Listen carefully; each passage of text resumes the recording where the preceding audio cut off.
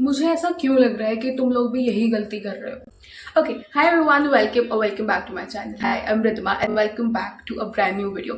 Well, ये वाला video भी मेरी लास्ट वीडियो की तरह एक इंपॉर्टेंट वीडियो होने वाला है अगर आप लोग अभी अभी क्लास 12th में आए हो, because in this video I'll be telling you guys my 3 major mistakes which I made in class 12th and उन मिस्टेक्स से मेरे प्रिपरेशन को काफ़ी ज़्यादा हिंडर किया। वेल, ये वीडियो बनाने का मोटिव सिर्फ यही है कि आप लोग अपनी क्लास 12th में वो मिस्टेक्स ना करो और आपकी प्रिपरेशन बहुत ही ज़्यादा स्मूथ चले। Okay, let's get into the video. So the very first and the major mistake which I did in my class 12th was not studying from the very beginning.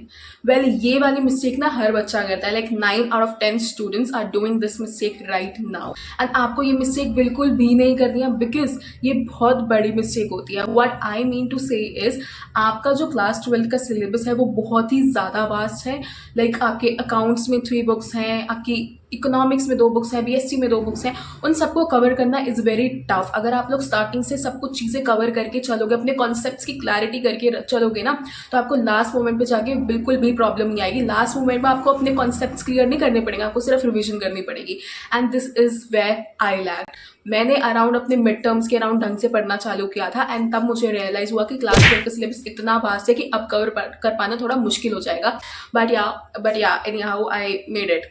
So the point to be noted here is you have to start from the very beginning. I'm not saying कि आपको 8-8 10-10 घंटे starting से ही पढ़ना चालू करना है, but start from the very beginning ताकि आपके कॉन्सेप्ट्स क्लियर होते चले जाए और लास्ट मोमेंट में आपको कॉन्सेप्ट की क्लैरिटी नहीं, आपको सिर्फ रिविजन करने की जरूरत है। I hope you got what I mean. Starting from the very beginning is like far better than realizing your mistake at the very end. So yes, I would say कि आप लोग स्टार्टिंग से ही पढ़ना चालू करो। Second mistake which I made was, और शायद आप भी अभी कर रहे होंगे, is ignoring the theory subjects.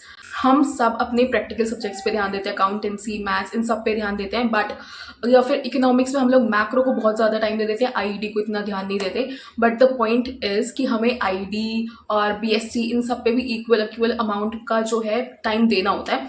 What I mean to से from this is BSc ID बहुत ज़्यादा वास्ट है। आईडी में लाइक अराउंड 8 चैप्टर्स है शायद, एंड या तो उन सब चैप्टर्स में बहुत कुछ है। इट्स नॉट लाइक कि आपको एक चीज़ पता चल गया एंड आपका पूरा चैप्टर हो जाएगा। You need to remember each and every thing, timeline and all like that. And last moment पे सिर्फ क्रैमिंग होती है, रट्टाफिकेशन होता है, लास्ट मोमेंट पे कॉन्सेप्ट की क्लैरिटी नहीं होती है।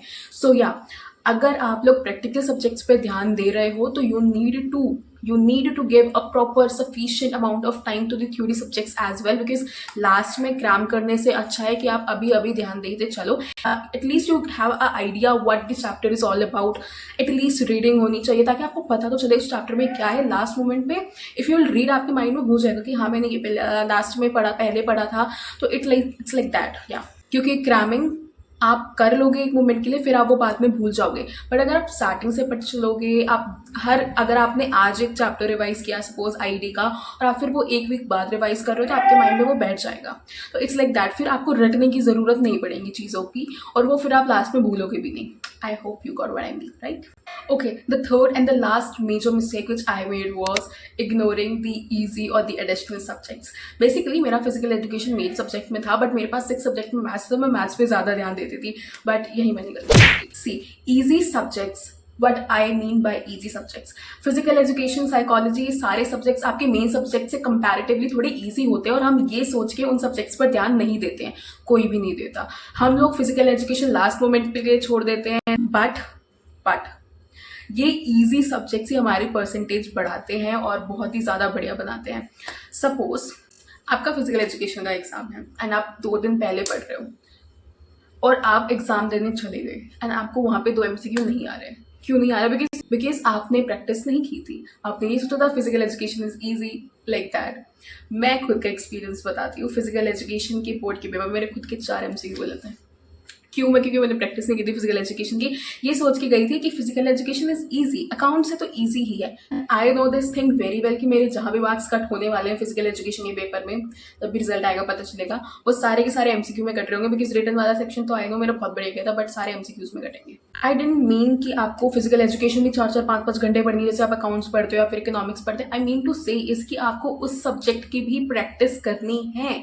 नॉट अगर आप रिटन पार्ट की नहीं कर रहे हो चल जाएगा, बट MCQs की करनी पढ़नी ज़रूरी है, लास्ट मोमेंट के लिए छोड़ना वो एक बहुत बड़ी गलती हो जाएगी. So make sure that you are practising enough MCQs of physical education या फिर कोई भी आपका एडिशनल सब्जेक्ट है सच लाइक दैट जो आपको ईजी लगता है, बट वो नहीं होगा क्योंकि CBSE उन एडिशनल सब्जेक्ट्स में 1 या 2 MCQ ऐसे देगा ही देगा. मैंने अपनी लास्ट वीडियो में भी ये चीज़ बताई थी कि वो देगा ही देगा जो आपसे नहीं बनेगा. Okay, so yeah, that's it for this video. I really hope that you'll find this video very helpful, and if you did, make sure to subscribe to the channel, and more such videos are on the way. So, and yeah, see you guys in the next video. Till then, bye bye.